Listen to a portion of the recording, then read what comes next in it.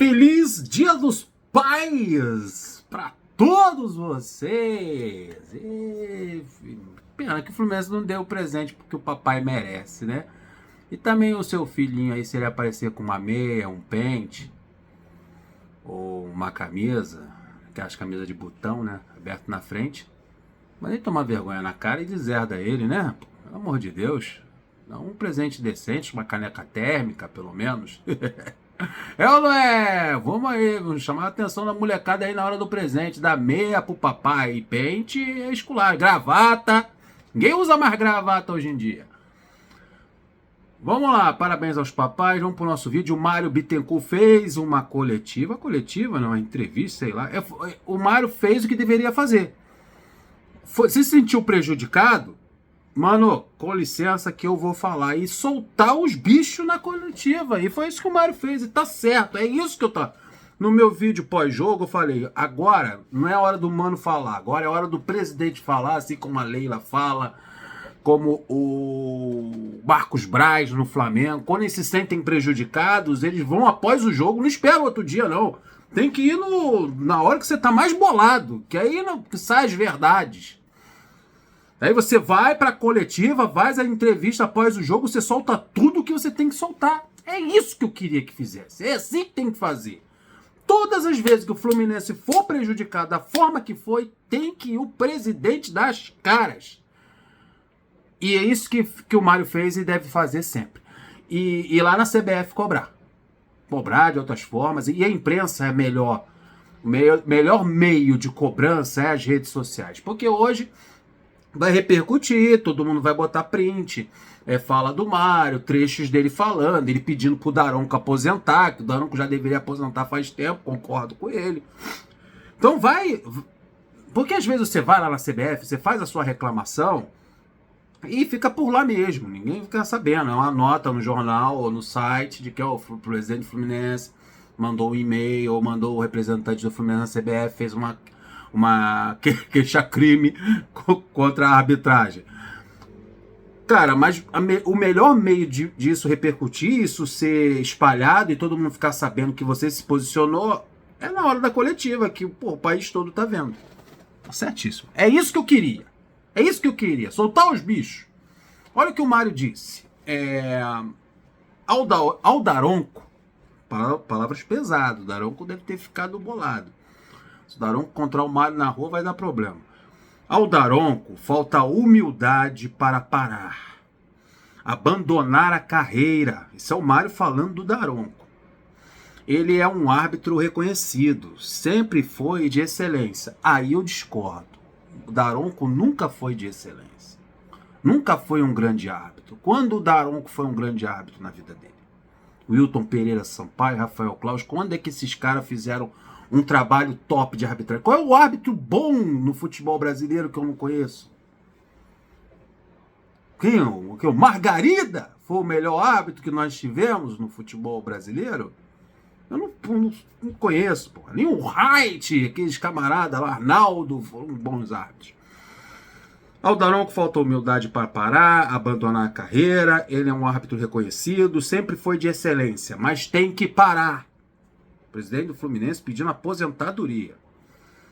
Tem jogador do Fluminense também que precisa de aposentadoria. Também seria interessante o Mário se posicionar com relação a esses jogadores que precisam se aposentar. Por exemplo, Renato Augusto, né? O Renato Augusto teve uma atitude que irritou a torcida do Fluminense. Está na hora do Renato Augusto aposentar. Aí o presidente vai para as redes sociais, vai para a coletiva, detonar, pedir a aposentadoria do Daronco.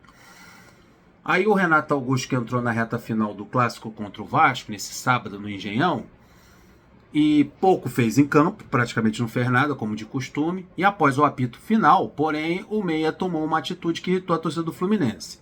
O Renato Augusto cumprimentou o árbitro Anderson Daronco, que prejudicou gravemente o Fluminense. Ele estava lá no banco de reserva, ele viu o bafafá que deu, validando o gol do Vasco, que deu uma desestabilizada no time. O camarada foi lá cumprimentar o árbitro lá, o sorrisinho, caramba, quatro. É um que precisa também de uma aposentadoria, e seria interessante também o Mário pedir a aposentadoria do Renato Augusto. Rescisão contratual, não tem. E no próximo jogo o Fluminense tem 3 desfalques. O técnico, que é o Mano Menezes, o auxiliar dele deve comandar o jogo contra o Corinthians. Antes a gente tem a Libertadores contra o Grêmio, lá em Curitiba. Depois a gente vai pegar o Corinthians pelo Campeonato Brasileiro, o Fluminense ainda na zona de rebaixamento. Não teremos o Arias, que é um baita de um desfalque, não teremos o Ganso. Quem vai fazer essa função do Ganso no meio de campo? Segundo a cabeça do Diniz, e segundo a cabeça agora do Mano Menezes, o meio armador é o Lima. Não é. O Lima é outro, pô, é o carregador de piano, não sei. É o cara que faz a marcação, cobre os laterais, joga mais um terceiro volante.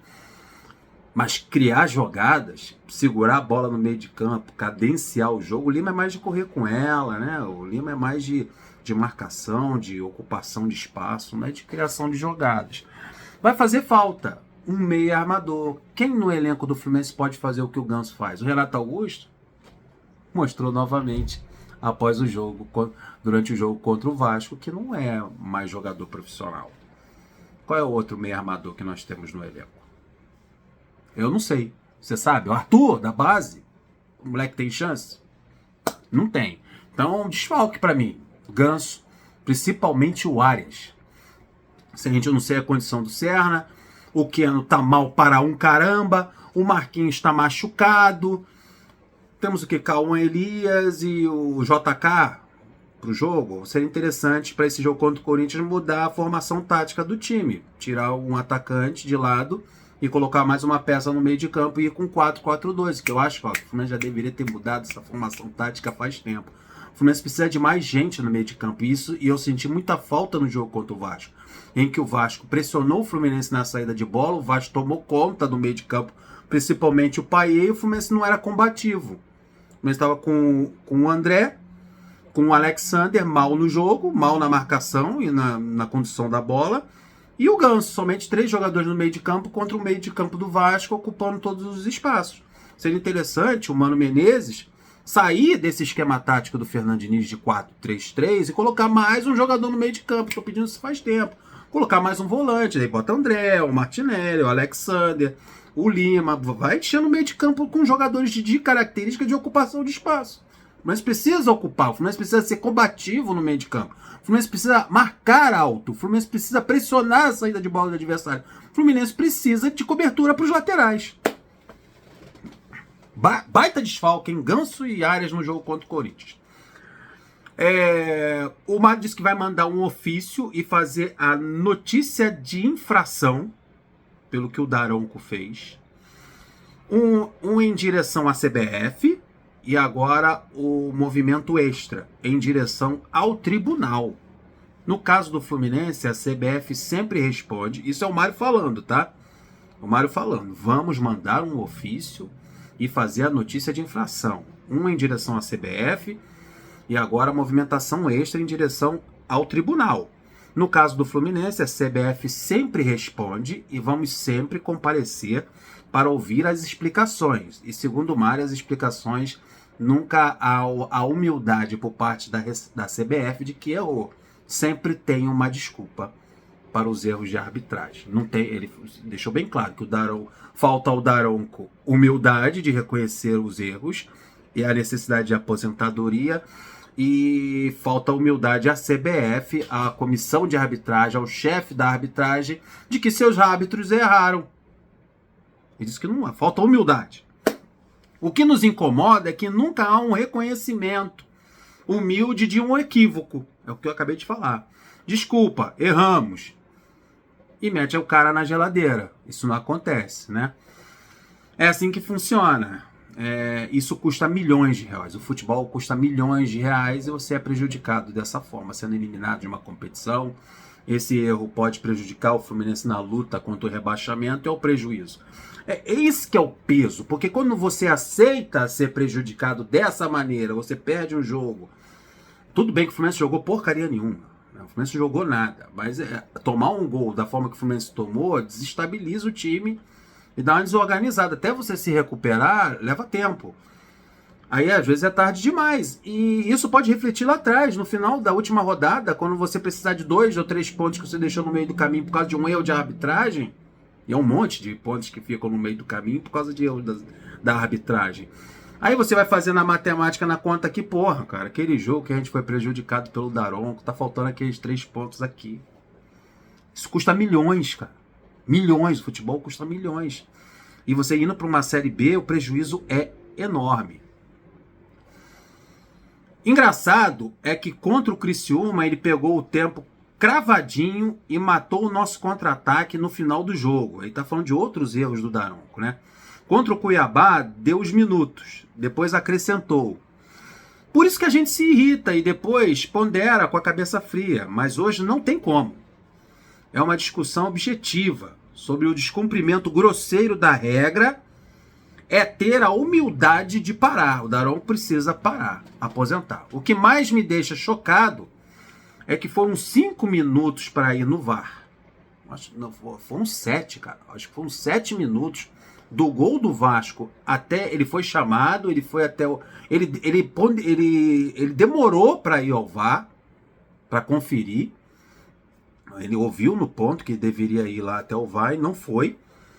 Depois, eu acho que houve uma insistência por parte do VAR. Acho que deveria até a gente ver a gravação, o áudio disso aí. Depois ele demorou um tempo, ele foi lá até a TV e não atendeu o pedido do pessoal que está lá com uma trocentas câmeras.